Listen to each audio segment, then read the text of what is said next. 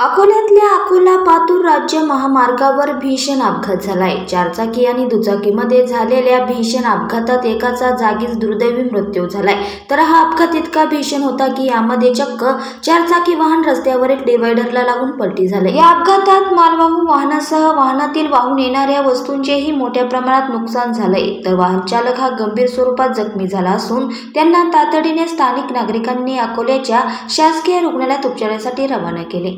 घटनेची माहिती मिळताच पोलिसांनी घटनास्थळी धाव घेत पुढील कारवाई सुरू केली आहे। मात्र या अपघातामागील नेमकं कारण अद्याप पुढे आलेले नाही। मिळालेल्या माहितीनुसार अकोल्यातल्या पातूर अकोला राज्य महामार्गावरील हिंगणा फाटा इथे हा भीषण अपघात झालाय। आज दुपारी 12 वाजताच्या सुमारास अपघात झाल्याचं समजतंय। दरम्यान अद्यापपर्यंत दुचाकीस्वार असलेल्या आणि यात मरण पावलेल्या तरुणाची ओळख समोर आली नाहीये। या प्रकरणी अधिक तपास जुने शहर पोलीस करतायत। मात्र या भीषण अपघाताने परिसरात एकच खळबळ उडाली आहे।